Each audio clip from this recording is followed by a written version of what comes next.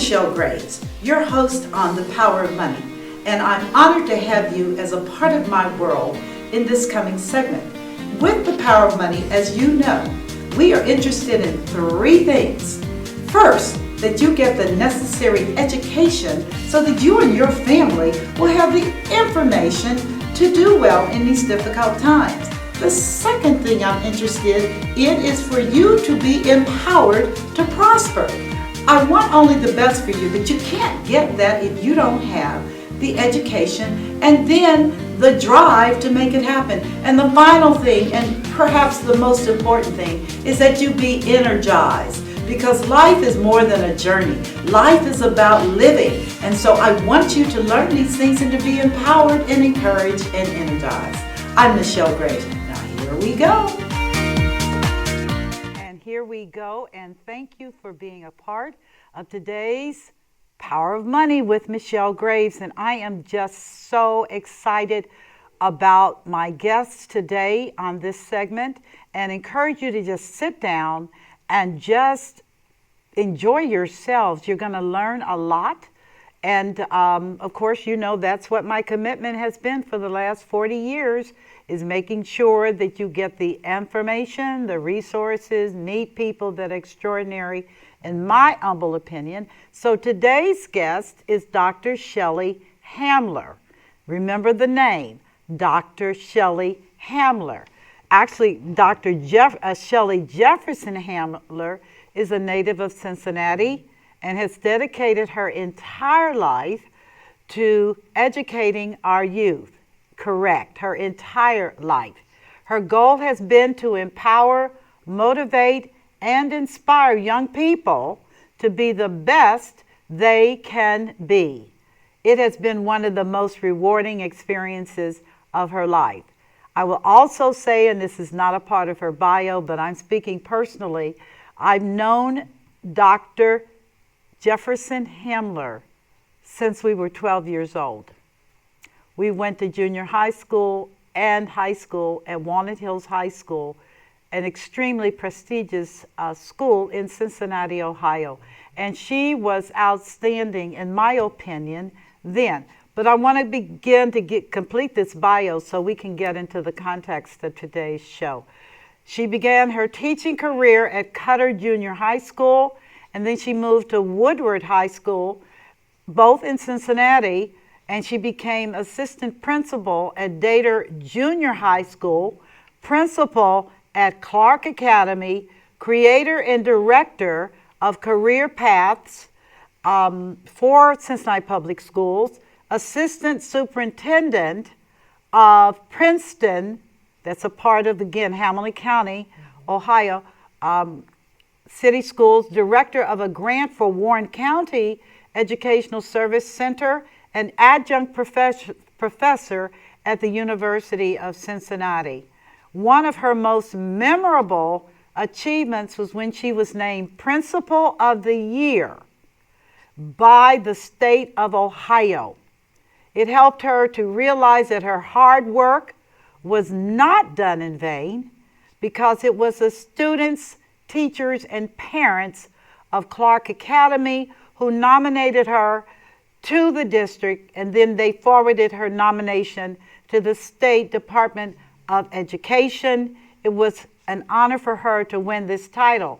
In addition to which, and it's not on her bio, but I'm going to say it anyway, she was named by the Cincinnati Enquirer in 2020 as their Woman of the Year. Now, you need to know, folks, that is the culmination of much vetting.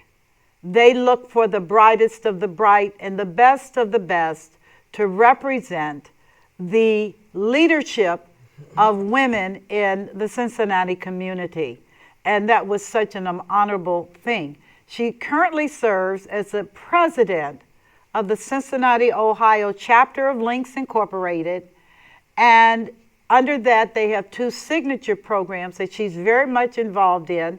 The Youth Docent Program at the Underground Railroad Freedom Center and the Links Leadership Academy for Girls, which I personally am very, very excited about. She is now, as if her plate is not full enough, she is now partners with the International Health and Wellness Company.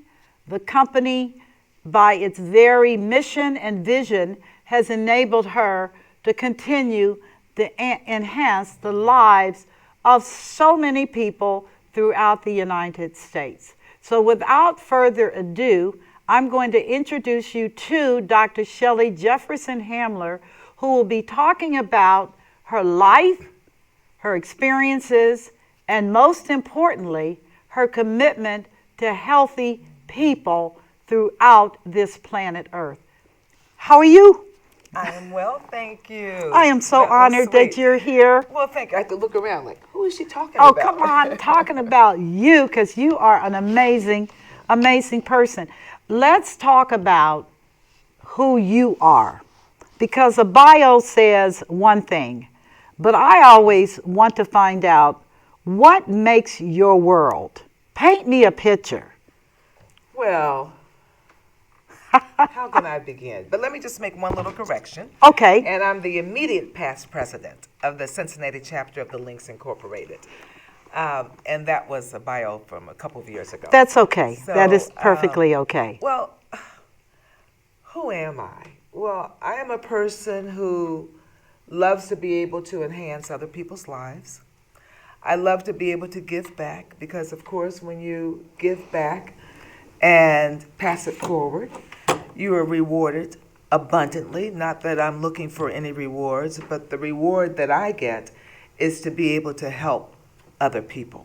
I grew up in with a wonderful family, a wonderful life, and I'm sure you'll ask me about that later. Yes. But that's who I am. I have spent and dedicated my entire life to working with children, so My heart. and mine, so they too can be contributing members of this society, just like you are, Michelle, because you have literally done an awesome job in what you do. And I just have to say, going to high school with Michelle was such a wonderful experience. Because, I feel the same. well, thank I you. do. You and your Papa Jalo shoes. You all have to know that's a Walnut Hills High School joke. Right, and our Norwegians, right? On Norwegians, okay? Let's go. But Michelle is truly an exceptional woman. And so Thank thank you. you. And it's an honor to be able to be on your show and to be here with you. Well, I was privileged that you accepted my invitation because I said the world needs to know about this woman and your achievements and the struggle, because many people are not aware that success is not given.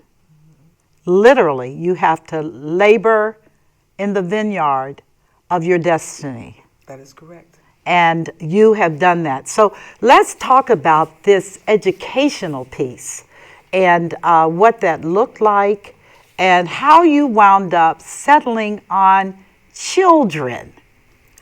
Well, and let me just begin with my family. Okay, that'll be a good place to start. My father was an educator as well as my mother, just for a couple of years. And they always raised us to have great integrity, ethics, and to care about people. It didn't matter how poor they were, how wealthy they were, where they lived, what kind of car they drove. Those weren't things that mattered. And that's what we were taught. It's who you are inside. How can you help other people? What is your destiny? What is your goal in life? And so when we were growing up, I have 3 awesome sisters, 2 loving parents, and we did not grow up rich at all. However, we grew up wealthy. Yes. Because yes. we had the wealth of family love.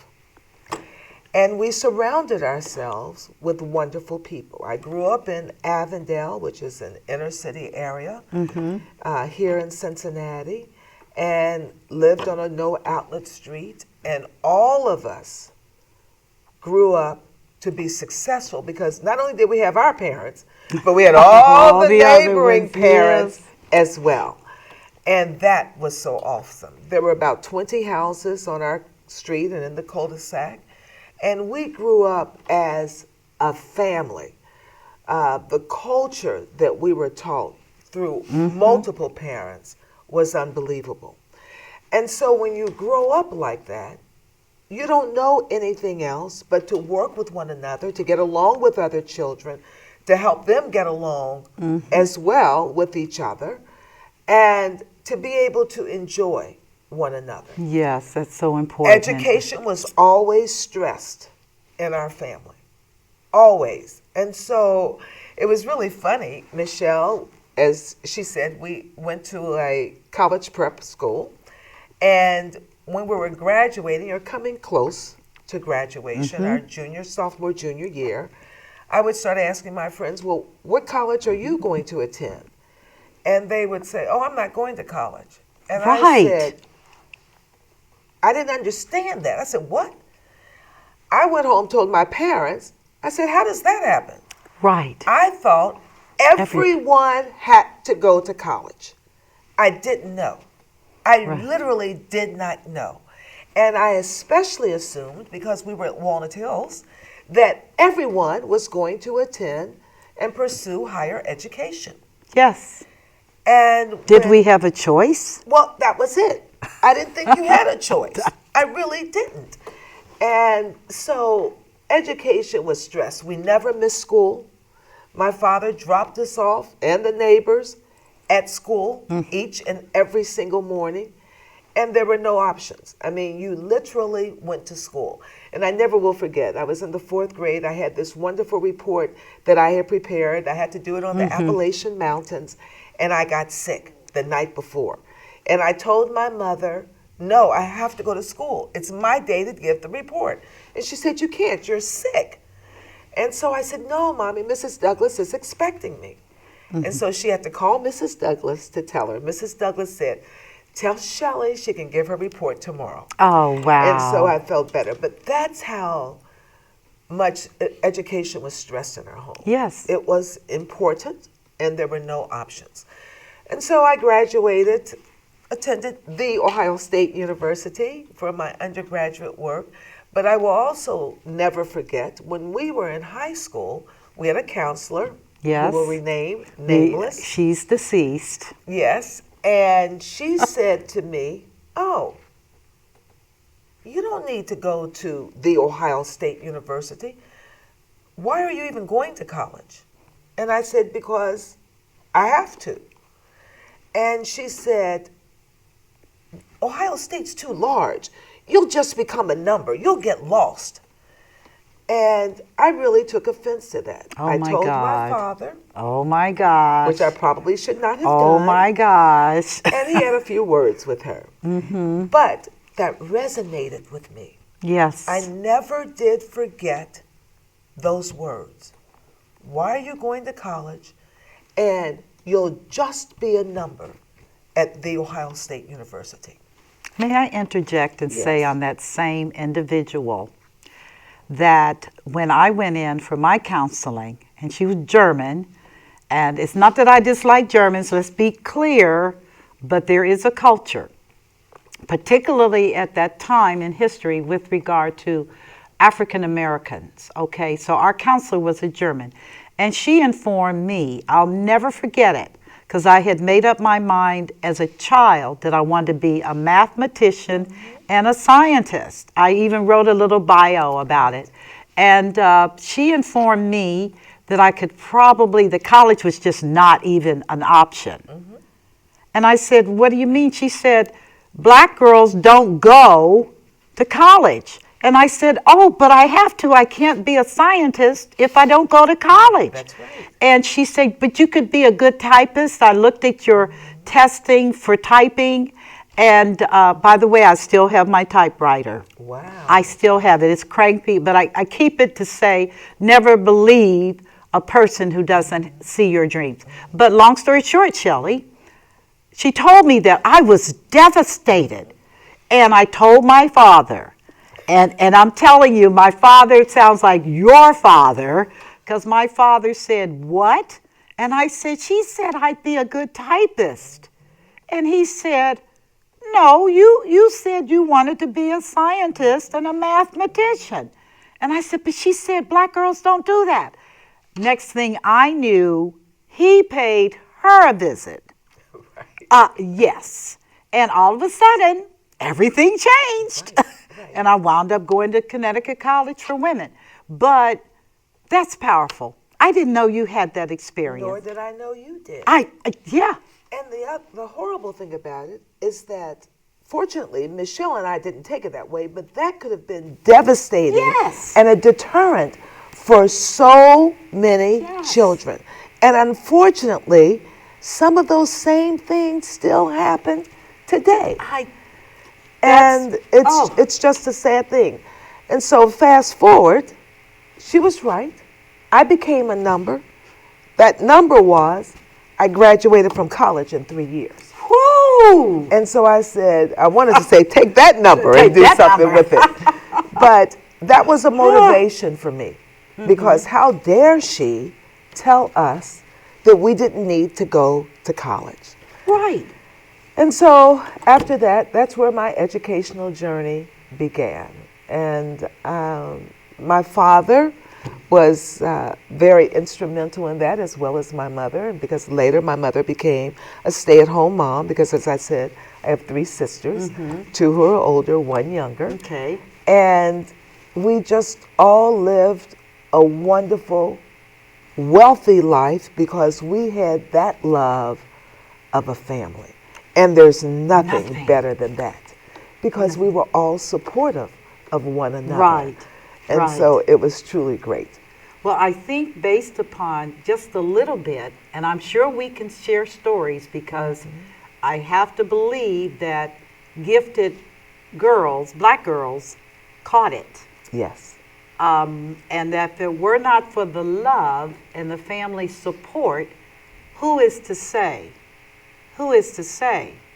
But having that and coming out of the Ohio State with your activity in education, correct? Your degree. Correct, yes. Degree. You then decided that you would go into the school system, or Yes. as a. I did, yes. I began teaching when I was 20, and so I needed a car. I couldn't get a car because I wasn't 21, so my father had to sign for a car. Well, he had to sign for a car so that I could get it. And I said to myself, ooh, that means he has to pay for it? And he said, no, I'm just signing in the event that you don't pay, but you will pay. And so I started out at Cutter Junior High School. Okay. I started teaching English and French. And in fact, French was vous my... parlez le français aussi? Oh oui, je parle français. Et vous? Moi, très bien. Magnificent. Très bon. Très bon. Side And joke. my interview was actually in French. I had no plans of teaching French, Okay. but my entire interview was in French. And I said, boy, this is interesting. And I needed to speak French throughout the class. And that was Okay. the way the students were going to learn. Okay, got you. So I really had to concentrate on my speaking and enunciation and Yes. making sure that I knew exactly how to prepare my lesson plans for that. And I was there for a few years. It was a wonderful experience. And now it is the School for Creative and Performing Arts. That's amazing. Yes. Why in the world, and this is just interesting, and I'm just going to press on you with this. What was the significance of French as a language then? Because today it's Spanish. That's correct. And Shelley, I don't know Spanish. Right. I know snippets. Right. Right. Yes. But I am not proficient in Spanish. My children are. But I told them, but a well-bred woman from Jacqueline Bouvier Kennedy on spoke French. Yes. Well, French is a very romantic, beautiful language. It is.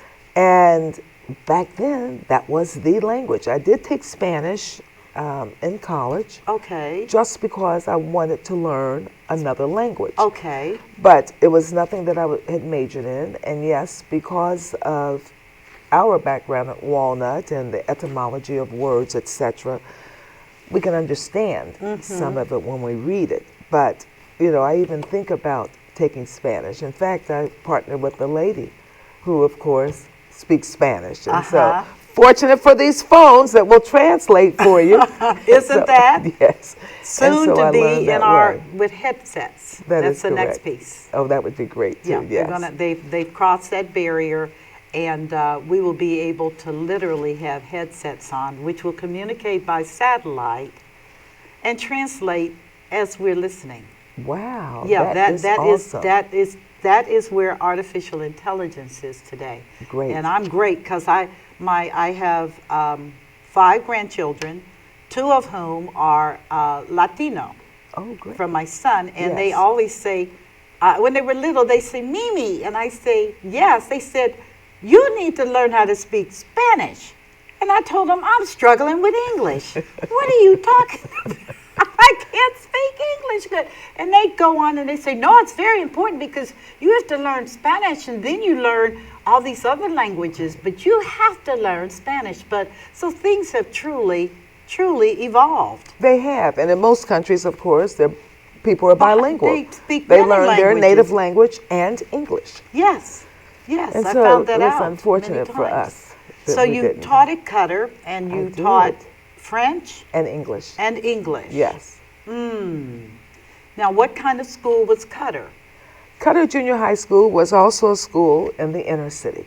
Inner city school. Absolutely. So I had all the inner city youth, and which I loved because I always felt that I would be the one who would be there to support them. In fact, after my 4 years at Cutter Junior High School, I was offered a job at Walnut Hills High School, but I did not accept it. Oh. And everyone said, you're crazy. Why wouldn't you want to go to Walnut Hills?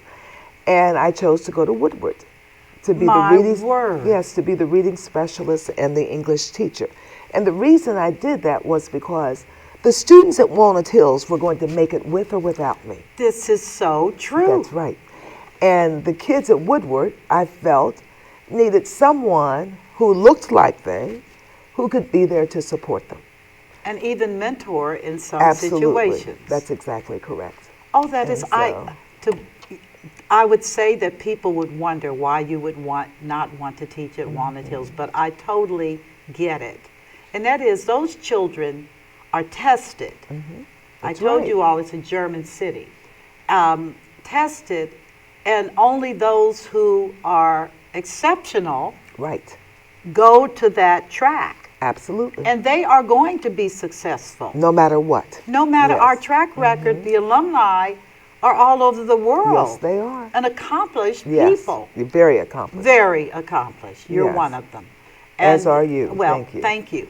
But so you went to Woodward High School, Right. which was an inner city high school, That is correct. and you taught what? I actually was the reading specialist and taught English, and then I moved on to advanced English to teach. And my classes were large. I never will forget the assistant principal saying, Shelley, we need to add one more student. And I said, Steve, that will be 41 students in my class. And he said, I my know. word. He said, but you can handle it. And I said, okay, because I never wanted to leave any child behind. And so I had them. It was a wonderful experience. And so I started with the 9th grade advance. And then he said, well, why don't you keep these students? That was the first time for the second year. And I said, oh, I would love that. And then when their 10th grade year, the students went to Mr. Ranker and said, we want her for 11th grade. And I said, oh my goodness, 3 years with all of you? And so then they moved me into a quasi-administrative position. Okay. And How so I was was that able to- transition from Well, classroom to administration? It was wonderful because I could see them on the other end of the spectrum, and so I could make sure that they stayed in line. Okay. And had to just be there to crack that whip Yes. to make sure that they did what they were supposed to do. You know, I'm a very strict disciplinarian. Very and much. I grew up in a home that, you know, That said, had boundaries. That's exactly right. Had That's what boundaries. it had boundaries. You knew exactly how far to go, and then Right. that was it. And so when I got my car in high school, I was driving my father's car. I didn't get a car. And he would say, Shelley, you need to be at home by 12 noon if I were going out in the morning. And I would say, okay, Daddy. And so one day my mother said, at 3 minutes before noon, your father said, Elizabeth, where's Shelley? I told her to be here at 12 noon. Well, Jeff, she's got 3 more minutes, and she will be here. And she said, as soon as she said she will be here, I was driving up the driveway. Oh, yeah, everybody knew you don't play with my father. Right, right, And right. so, Sounds like mine. but we respected our parents. I mean, we didn't want to disappoint I think our that's what parents it growing was. up. Absolutely. I think as I look at the crisis we are facing Yes. today, and I want you to talk about that, but young people say young people don't respect their parents, they don't respect, and I said, but whatever happened to the love? Right. Whatever happened to the encouragement? Whatever happened to the belief that you can do it because we said you can do it? Absolutely. What happened? Well, parents have to realize they still are the greatest role model that their children can have. My goodness. And so they mimic what you do. They hear everything from the womb on up. They hear everything you're saying. They take note on how you respect your friends, your spouse, your significant other, and they mimic that. And then I'll talk about that. And so when I left Woodward High School, yes. I went to the board to actually work with the board in different programming. And so then I was called and asked if I would be interested in perhaps applying for the principalship of Clark Academy. Tell us about Clark Academy. Yeah, that's my baby. Oh, and boy. so I did. I interviewed and got the job, the position. I was so excited. And Clark Academy was a school for students who were not able to make it in the traditional high school setting. We were on Eastern Avenue, and I was just so excited that I would become the principal. But I forgot a step. I was also the assistant principal at Dater Junior High School. Okay. And from there, that's when I went to Clark. And I was so excited. But I knew we were moving into an Appalachian area. Yes. And prior to us starting the school, because we had to recreate the building and renovate it and enhance it, and it needed to be just right for my babies. Okay. No matter what. It was a high school for students of ages 16 through 22. We allowed them to stay in school. Oh, my word. That's right. I was not putting them out. They needed to get an education. And I knew that I would stay there until they did. And they allowed us to name the school. So it was named after Peter Humphreys Clark, who was an educator and superintendent back in the late 1800s. My words. Yes. So we've done research, and I said, well, why don't we call it Clark Academy? So you were there for the birthing? Oh, yes. I created the naming and everything. And how does that make you feel? Well, it's great. I mean, it's great, but what makes me feel better is the students who graduated from this. Yes. Because we had to believe in them more than they believed in themselves. Oh, my goodness. That was a wonderful experience because these kids had come to school, they had had multiple expulsions. Oh, my God. Multiple suspensions. Many had been incarcerated. I had one child who was a murderer. Oh, my and words. Drug dealers, and you name it. And so in that school? In my school. And so I never will forget, one of the associates of mine said, Shelley, why would you want to go there? That would be a hellhole. And I said, if I don't go, Who will? Who will? Who will? So we opened this building. They got it finished in time. I didn't think they would, but they did. I had plans and beautifully painted walls with Yes, murals yes. on them and everything else. I searched the entire school district, personally called every single one who I wanted to come to that school. And they agreed. They agreed because they were those real educators who Right. wanted everything for children. And the staff was unbelievable. I even recruited one of my former students of Woodward to leave her job and to come to be one of the administrative assistants at Clark. And she came. And now she's retired. I can't believe it. But she came, and she's just like a little sister to me. Oh, how wonderful. And so, yeah, there were I mean, there's so many wonderful experiences that I've had. But You have left such a legacy. well, you know, Oh, I think, no, that school. well, that's our purpose. That's our purpose. And so that's what I wanted to do. And have continued to have a wonderful relationship with all of my students. In fact, I tease them. You are like roaches. I can't get rid of you. But they know I would never, ever get rid of any of them. Right. And Clark Academy really blossomed. And I never will forget, we had the first graduating class. And so imagine these students who had dropped out, who had been expelled, who had no place else to go, but this was their last chance. And they wanted to call it Last Chance High. I said no. Oh, wait, no. They wanted to call it a school for children at risk. I said no, my children are not at risk because now they've come back to attend school. Yes. And, Oh, that's you know, it was just, something. you know, Second Chance High School. No. No. And so I said, we'll find a name. And so, and then when we said we would name it after Peter Humphreys Clark, then I said, let's call it an academy. Oh, we. And so I wanted them to know, Academy. I wanted them to know that they were coming to school to get an education.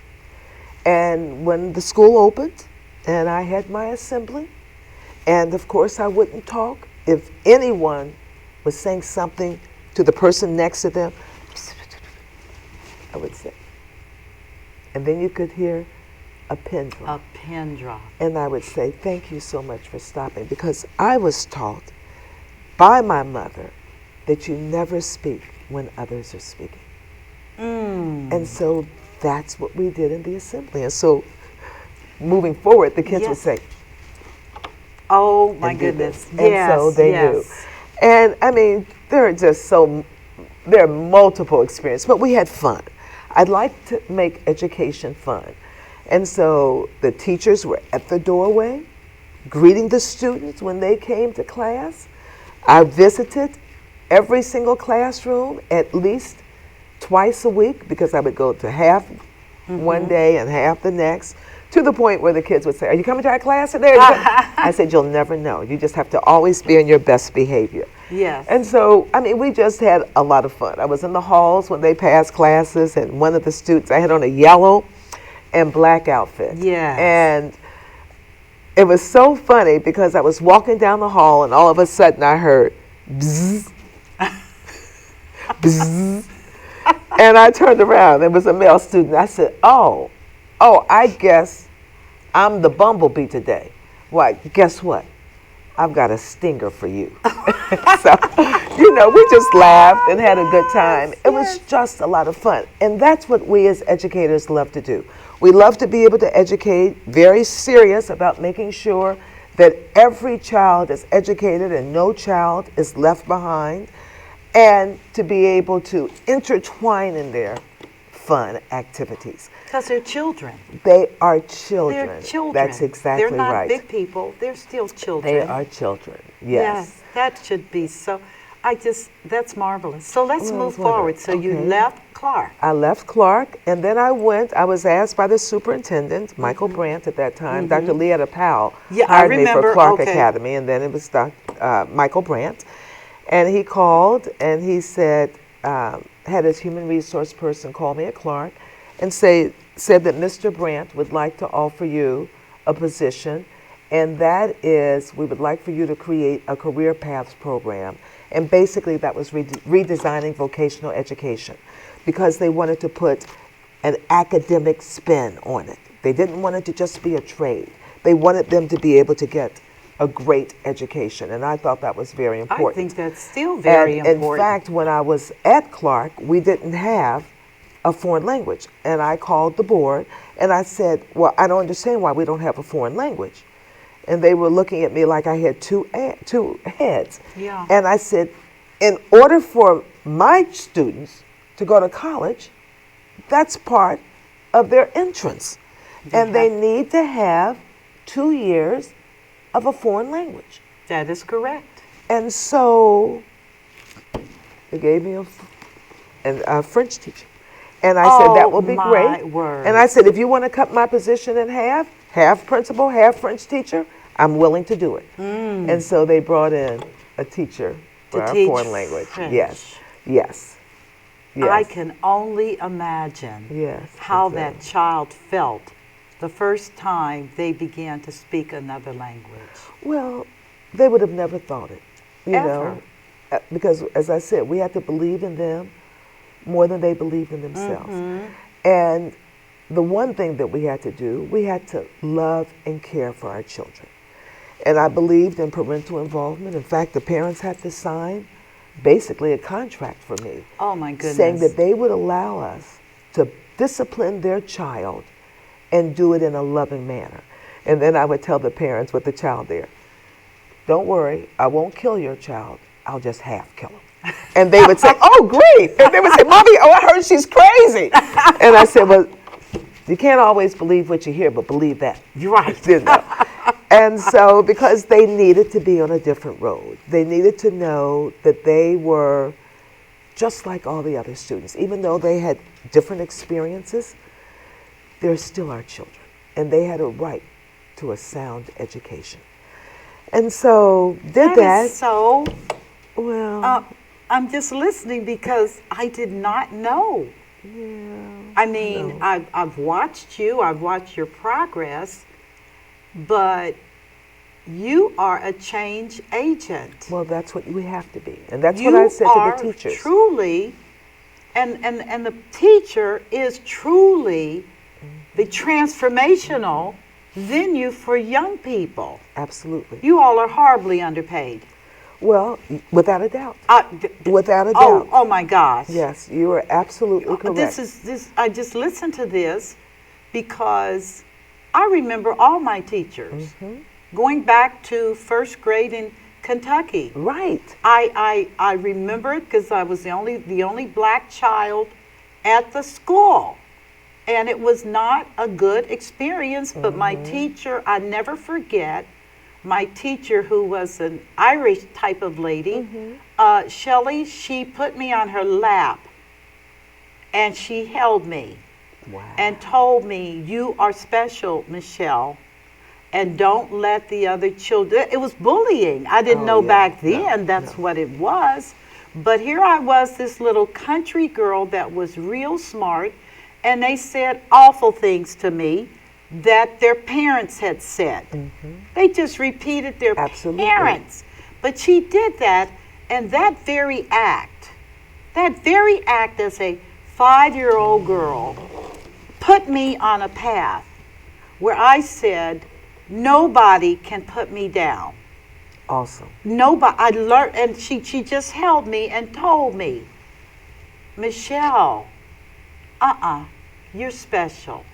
Isn't that something? And that's what I share with parents. When you look at children that are mean and hateful and contrary, and you better look at the mirror. Absolutely. You better sit in front of the mirror and have a talk with God. You're right. Because that child is emulating your energy. Absolutely. They mimic it. They mimic it. That's what they see. That's what they do. well, my boy is like that. No, you're like that. It's not your child. You're like that. Right. He's just, this is so good. I'm so glad this Yeah. is. So let's fast forward. You went through all the educational venues and obviously accomplished so much in the area of leadership and change agent. So let's talk about when you got into this wellness thing. Well, okay. What happened was my three sisters and I lost our mother Oh, I'm to heart disease, and she was only 66 years old. young woman. Totally devastated. I had taken her out the night before to go shopping, and I never will forget, I was talking to my sister-in-law at that time, and it was a horrible day. It was a snow blizzard, and I was going to visit her, but I knew I couldn't go down that steep hill because I may not be able to get back up because I saw a car swerving as I was at the top of the hill. So fast forward, I told her, I said, my mother could be dead, and I wouldn't even know it. And she said, well, Shelley, maybe she's out, blah, blah, blah, blah, blah. So unfortunately, she did. She died in her sleep. And our father died of cancer. And he was the perfect picture of health. The Perfect picture of health. And I said, something has happened. And so years later, one of my girlfriend's parents had asked me if I had heard of the wellness company. And I said, no. Tell me a little bit more. She said, well, I really want you to learn and more, but I don't want to share it because I would do it a disservice. And I would love for you to come by my daughter's home. And so I did. Her daughter happens to be an attorney. Her other daughter is an engineer. And I said, surely, wonderful family, great values, ethics, integrity, you name it. And I did, Michelle. And I learned so much. I learned things that I had no clue about. And so I immediately said, I need to switch stores. Who would have ever thought that these manufacturing companies would actually manufacture products that could kill us? Isn't that outrageous? It makes no sense. And so they go to the limit, or close to the limit, of a certain amount of ingredients, because if you go over, let's just say the number is 50, if you go over 50, they know that it could eventually kill you. But if you're at 49, then you're safe. That's exactly Slowly right. die. That's exactly right. And so you don't know what you don't know. I totally agree. And, you know, being a little researcher, I did my research because of having done my dissertation, which was actually focusing on secondary students. And I did focus groups because I wanted their idea of what a successful high school looked like. Wow. And it was unbelievable. And just let me share this with you and the parents. And that is, one, even though they aren't going to tell you, parents, they want you involved in their educational pursuits. They want you going to the schools. They want you going to the PTA meetings. They want you to check on whether or not they're doing their homework assignment. They want you involved in their activities. Now, they aren't going to admit that. Oh, no, Mom, you don't have to come. Oh, no, that's okay. No. Oh, yeah.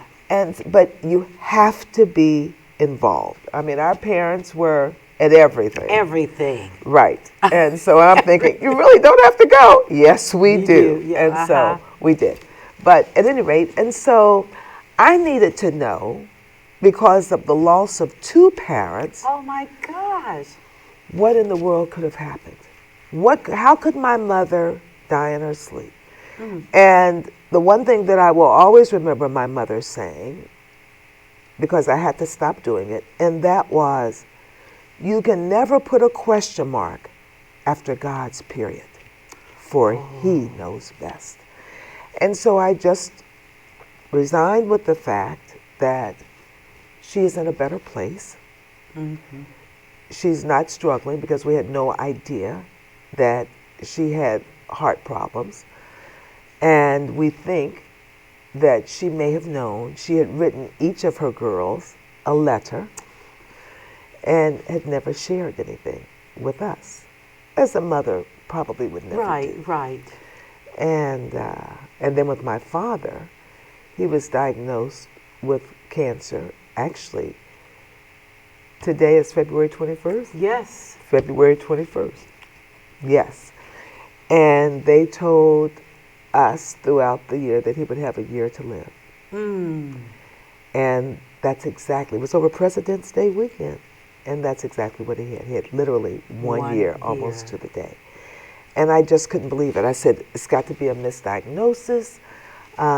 Look at my father, he looks healthy, but he had had, obviously, some problems, and he was diagnosed with cancer. And so that was very devastating to my sisters and to me. Oh my and gosh, so, both parents. And so I just kept thinking and looking back, and it just stayed in my mind. You've got to figure out what could have happened. And the cancer was, you know, in his skin, going to his bones, and I'm thinking, oh no.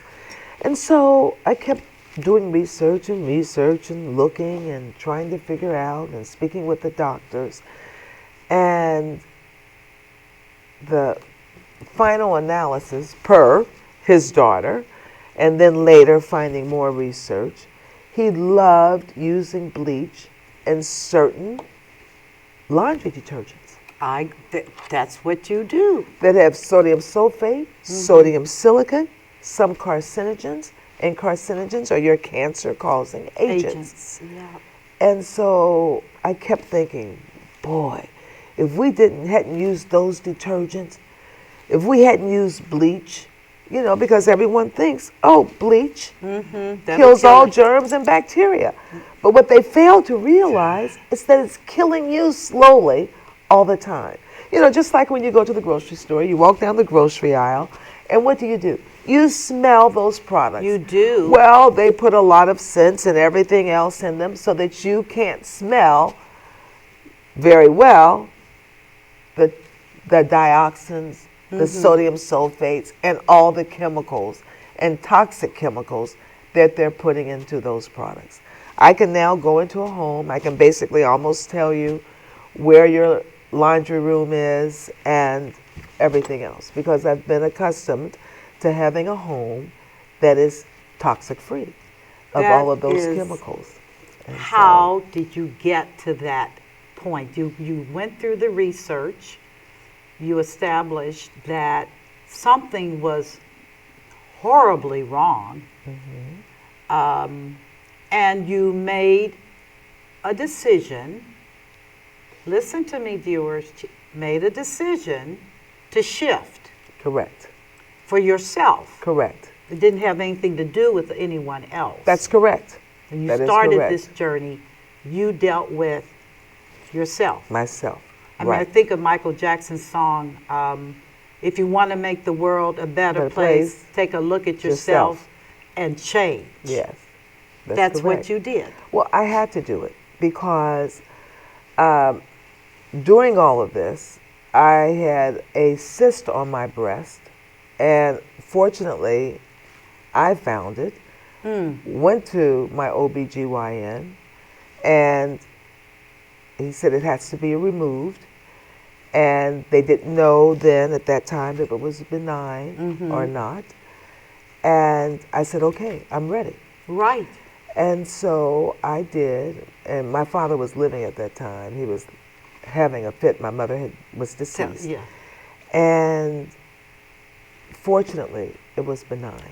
Ooh. And they were just saying, you caught it in plenty of time. You were lucky. So ladies do those self-breast tests. And they were saying that I need to look at my deodorants and antiperspirants. I need to look at my laundry detergents. And I also need to look at my body washes and lotions, you know. And then years later they come up with talcum powder, which we all used, We and were taught. causing cervical cancer. Yes. And Yes. so it's just, we don't know what we don't know. And so we just have to be so very careful with the products that we're using in our homes. I mean, it's just unbelievable. Anytime you look on the back of any of the bottles and you see ingredients that you can't pronounce, that's exactly right, look them up, find out, talk to someone about it. But 9 out of 10 times, they're toxic chemicals that are causing irreparable harm. And it invades the home, Oh, without a which doubt. is the sanctuary. That's right. You're at your home longer than at you're anyplace else. Right. You sleep at home. You bathe. You cook. You clean. And the fact that you're having to deal with that in the sanctity Of your own home. of your own home. Okay, so think about that. You're We're wrapping up. okay, Okay. very good. Okay. But you're sleeping on those sheets that have been washed with these laundry detergents that have all these toxic chemicals. And you're laying on them. You're washing your body Yes. with all of these body washes that have toxic chemicals. You're putting lotion on your body that has these toxic chemicals. You're inhaling at night those toxic chemicals because your underwear and your undergarments and your pajamas have those carcinogens in them. And that's one of the reasons why I had asthma as a young child. Oh my God. Yes. Listen, viewers, I'm keeping her over to talk about in much more depth health and wellness. And I want you to, if you can catch it the following week, please listen to her perspective and mine too, because believe me, we are in a different place today. The thing is what I can't understand is you would think that bed bugs and mites would be dead from all these chemicals in your bed.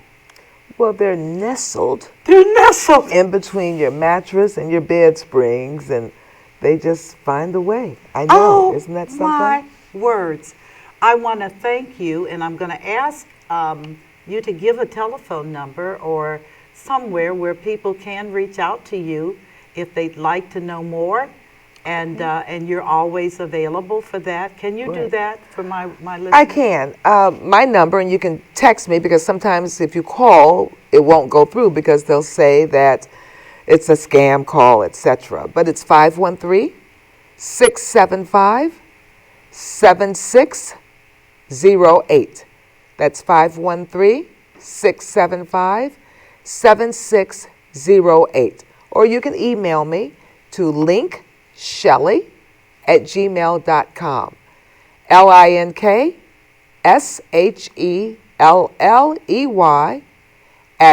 LINKSHELLEY@gmail.com. I'd be more than happy to entertain any of your questions. I just want to thank every one of you that has listened to this remarkable, and she is remarkable. You can see this. No, thank you you. are. And the fact that you have been committed to our children, and I won't even get into chemicals in children.